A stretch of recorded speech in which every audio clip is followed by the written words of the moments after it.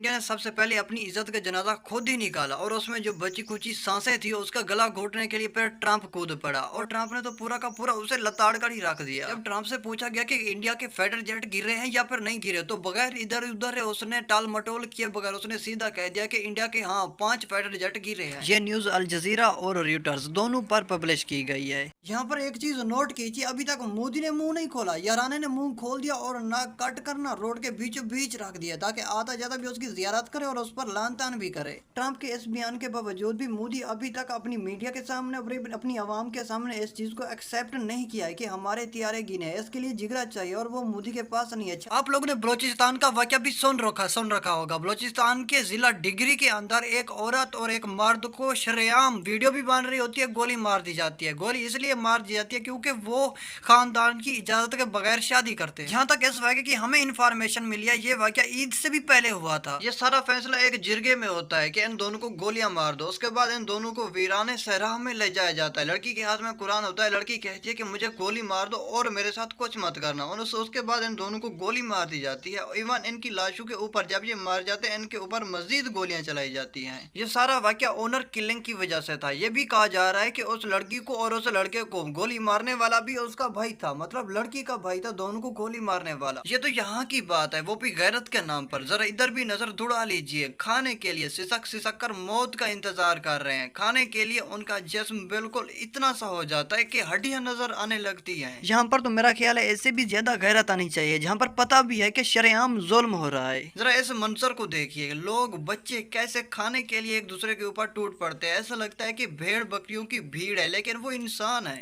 अब जरा इन तस्वीरों को देखिए, ये कोई बीमारी की वजह से इनकी हालत ये नहीं हुई, खाने की वजह से इनकी हालत ये हुई। जरा सोचिए, जब इनको खाना नहीं मिलता होगा तो ये अल्लाह से क्या कहते होंगे। अब जिस शक्ल को देखकर आप लोगों को डर लग रहा है, यही शक्ल आपसे ज्यादा खूबसूरत थी। देखिए कितना ज्यादा दर्दनाक मौत है उनके लिए। क्या कि सिर्फ खाने के लिए इतना ज्यादा जलील होना पड़ता है? मुसलमानों की सिर्फ अब सिर्फ इतना ही औकात रह गई है। जो बच्चे मिट्टी से एक दिन खेलते थे, अब वही बच्चे वही मिट्टी खाकर अपना पेट पाल रहे हैं। भाई मिट्टी से भी कोई अपना पेट पालता है? कौन जी सकता है मिट्टी से?